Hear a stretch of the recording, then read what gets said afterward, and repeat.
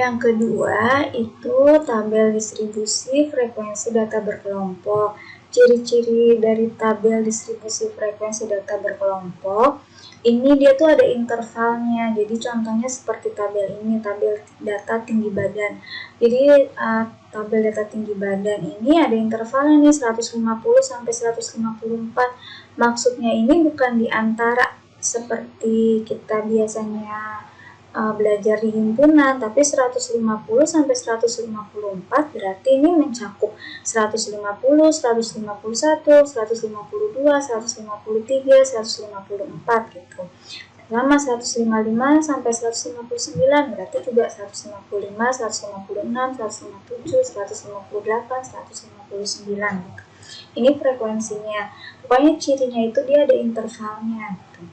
Nah, sebelum kita membuat dari datum-datum yang banyak itu kita buat ke tabel distribusi frekuensi data berkelompok, kita pahami dulu beberapa istilah pada tabel distribusi frekuensi data berkelompok.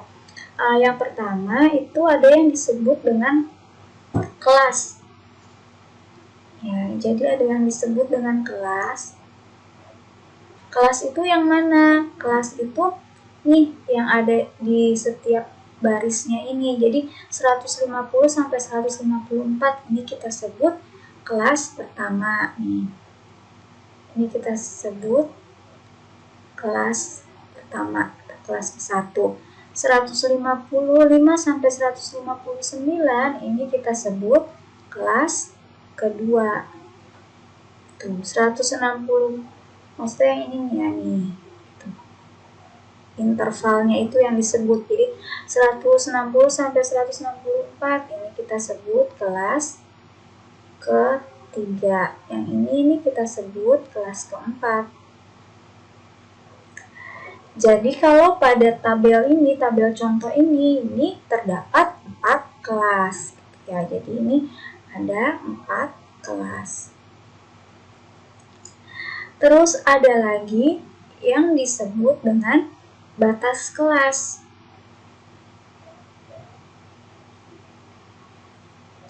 Batas kelas ini ada 2. Ada yang disebut dengan batas atas dan ada yang disebut dengan batas bawah. Kita ke yang batas bawah dulu ya. Batas bawah kelas. Kita singkat aja BA. Yang disebut batas bawah kelas itu adalah yang letaknya di sebelah kirinya. Jadi 150 sampai 154. Jadi batas bawahnya itu yang 150 nih. Kita tulis di sini ya. Batas bawahnya 150. Yang kelas kedua berarti batas bawahnya 155. Kelas ketiga batas bawahnya 160. Kelas keempat batas bawahnya 165. Gitu. Kalau batas yang kedua itu ada yang namanya batas atas kelas. Maaf, ini batas bawah BB kita singkatnya ya. Batas atas kelas atau BA. Jadi kalau batas bawah itu yang sebelah kirinya, kalau batas atas itu yang sebelah kanannya yang nilainya lebih besar. Jadi ini 154, ini 159, 164, ini 169. Terus ada juga yang disebut dengan tepi kelas. Tepi kelas juga ada 2. Ada tepi bawah kelas.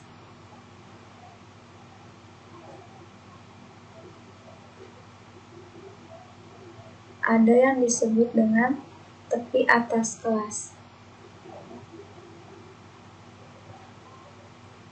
Tepi bawah kita singkat jadi TB ya. TB. Nah, tepi bawah ini rumusnya itu batas bawah dikurang 0,5. Kalau tepi atas tuh rumusnya batas atas ditambah 0,5. Ini tabelnya kita tepi ini dulu aja ya, tepi bawah dulu, yang ini yang tepi atas. Jadi tepi bawah itu kan rumusnya BB dikurang 0,5, BB-nya kan 150 dikurang 0,5 berarti 149,5. Terus yang ini berarti 100 BB dikurang 0,5 berarti 155 dikurang 0,5 154,5. Ini berarti 159,5. Terus ini 164,5. Kalau tepi atas, batas atas ditambah 0,5 berarti 154 ditambah 0,5 jadi 154,5. Ini jadi 159,5. Ini berarti 164,5. Ini 169,5.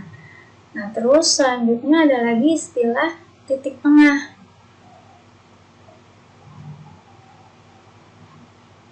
Titik tengah kelas.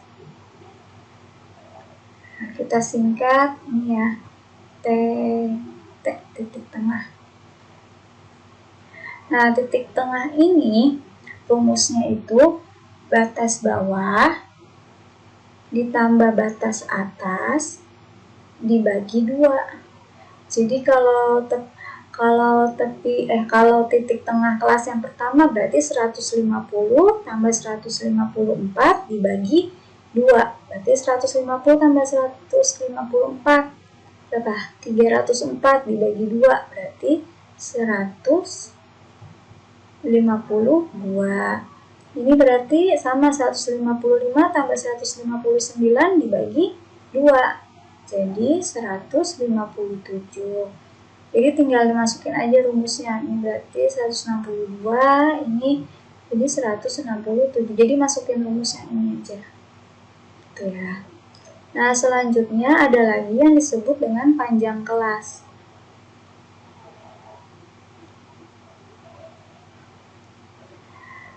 Atau kita singkat P gitu ya. Panjang kelas ini rumusnya tepi atas kelas dikurang tepi bawah kelas.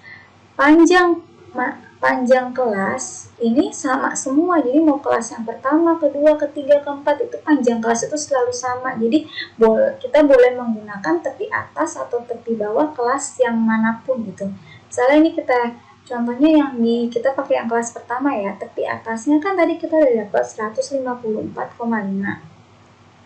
154,5 dikurang tepi bawahnya 149,5. Itu berarti hasilnya 5. Berarti panjang kelasnya itu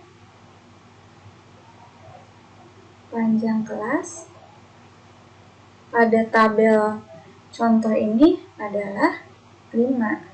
Gitu. Jadi atau bisa juga kamu hitung satu-satu nih kan berarti 150 sampai 154 ya. Berarti kan 150, 151, 152, 153, 154. Berarti ada 1, 2, 3, 4, 5. Jadi panjang kelasnya 5. Kalau kamu pakai kelas yang kedua itu juga hasilnya sama. Berarti kan 159,5 dikurang 154,5 jadi 5. Jadi kalau panjang kelas itu selalu sama gitu ya. Dan setelah paham istilah-istilah ini nanti baru kita bisa membuat tabel distribusi frekuensi untuk data berkelompok. Kalau kalian sudah mengetahui istilah-istilah pada tabel distribusi frekuensi data berkelompok, sekarang gimana caranya nih kalau kita mau membuat tabel tersebut? Langkah yang pertama itu kita menentukan jangkauan. Jadi jangkauan ini rumusnya itu datum yang terbesar dikurang datum yang terkecil. Jadi bisa kita tulis jangkauan sama dengan datum terbesar X max gitu ya dikurang datum yang terkecil. Oke. Jadi terangan X max ini datum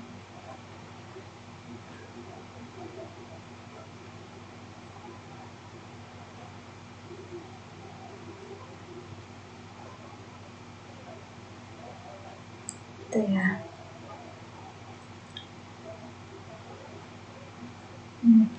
Langkah kedua, kita menentukan banyaknya kelas gitu. Jadi ada berapa kelas nih, ada banyaknya, ada berapa gitu.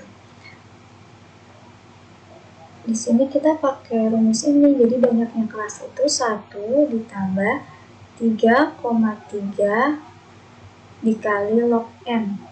Jadi cara ngitungnya nanti kalau pakai kalkulator berarti 1 ditambah 3,3 dikali log n. N-nya ini banyaknya datum. Jadi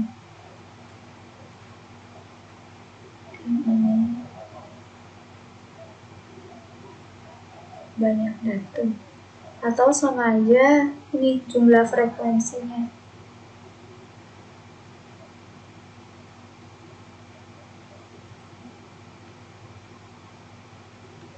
Nah, untuk menentukan panjang kelas itu rumusnya jangkauan dibagi banyak kelas. Itu ya, J-nya jangkauan, K-nya banyak kelas. Nah, setelah kita dapat semua itu dari poin 1 sampai poin 3, nanti kita bisa menentukan kelas-kelasnya sehingga semua datum-datumnya itu masuk gitu. Nah, setelah itu baru kita menentukan frekuensi. Menentukan frekuensi masing-masing kelas.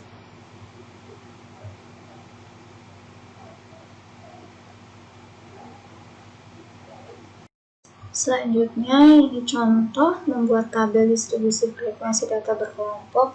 Di sini banyaknya datumnya ada 40. Langkah pertama tadi jawab. Jadi langkah-langkahnya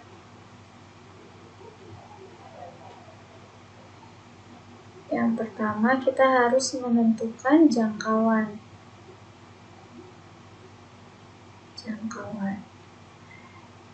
Jangkauan tadi rumusnya datum terbesar dikurang datum yang terkecil. Nah, kita lihat di sini datum terbesarnya itu berapa? 173 nih. Yang terbesar 173 dikurang datum yang terkecilnya, kalau kita lihat di sini itu 125. Jadi jangkauannya itu adalah 8. Di sini 6 kurang 2, 48 jangkauannya. Setelah dapat jangkauan, langkah selanjutnya kita menentukan banyak kelas.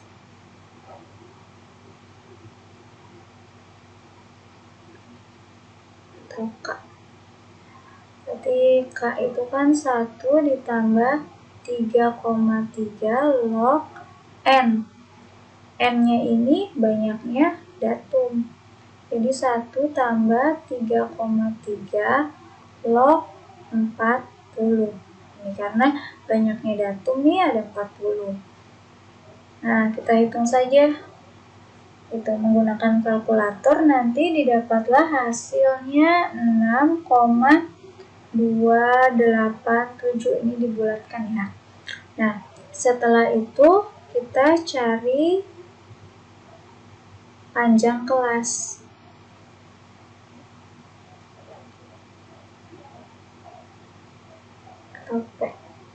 Panjang kelas itu jangkauan per banyak kelas. Jangkauannya 48 dibagi, ini banyak kelasnya kan 6,287. Banyak kelas itu kan nggak mungkin koma-komaan ya. Jadi ini kita bulatkan.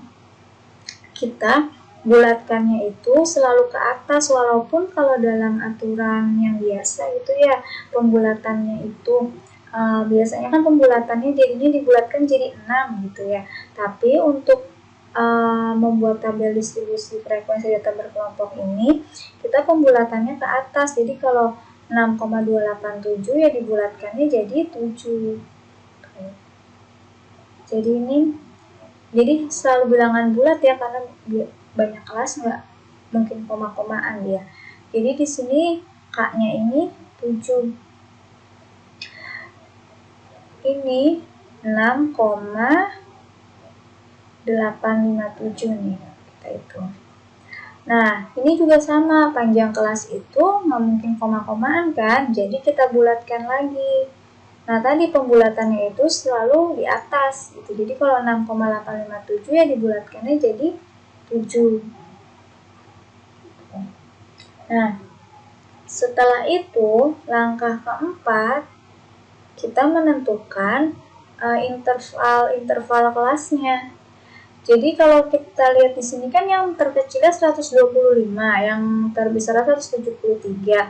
Kita coba dulu nih kalau kita mulainya dari kelas pertamanya itu di sini aja. Angka yang keempat kan menentukan kelasnya. Kalau kita tentukan kelas pertamanya itu 125 batas bawahnya.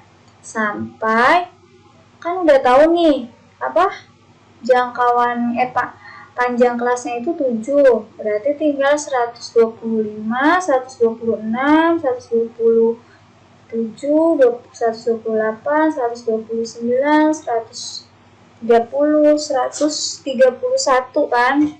Jadi di sini 131.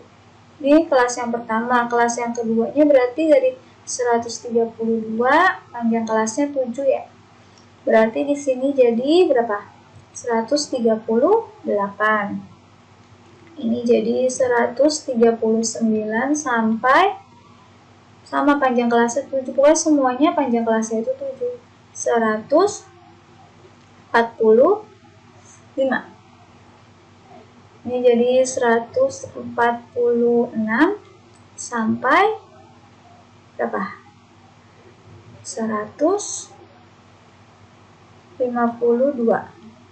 Ini 153 sampai 159, 160 sampai 166, ini 167 sampai 173. Cara gampangnya ini gini aja, karena panjang kelasnya itu 7, berarti ini 125-nya kan masuk, jadi semuanya tinggal ditambah sama 66 aja semuanya, gitu ya. Jadi ditambah 7 tapi dikurang 1, gitu. Soalnya 125-nya kan masuk. Nah, ini coba kita cek ya, banyak kelasnya ada 7. 1, 2, 3, 4, 5, 6, 7, berarti cocok. 173-nya yang datum maksimumnya masuk nggak di sini?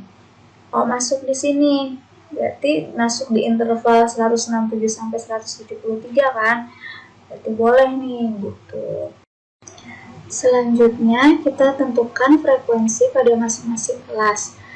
Jadi, kita bisa pakai bantuan tulis nih, biar lebih teliti.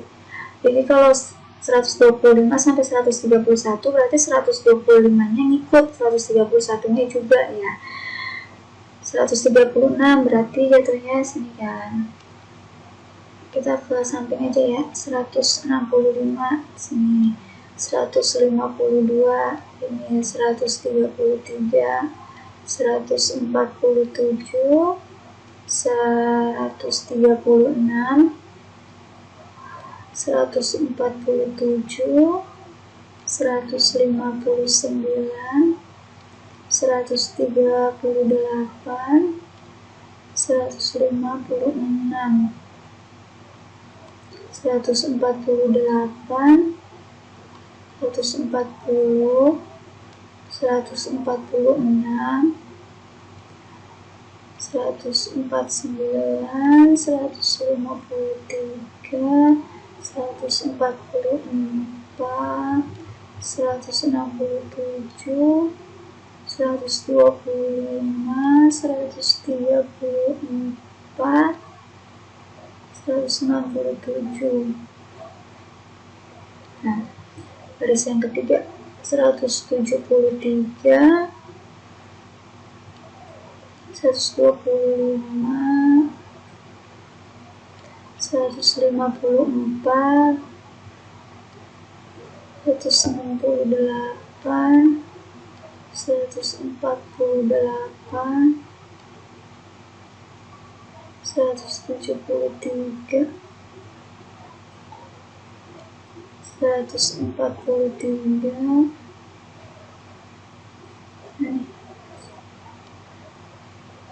134, 152, 140, baris yang keempat 135, 156, 164, 149, 135, 148,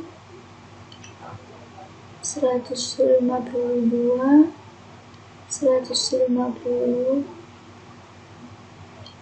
145, 130. Nah, di sini kita bisa lihat frekuensinya 3, 8, 5, 11, 6, 2, 5. Nanti dicek lagi ya kalau ada kesalahan Ibu bikin turusnya gitu. Ini yang disebut tabel distribusi frekuensi data berkelompok.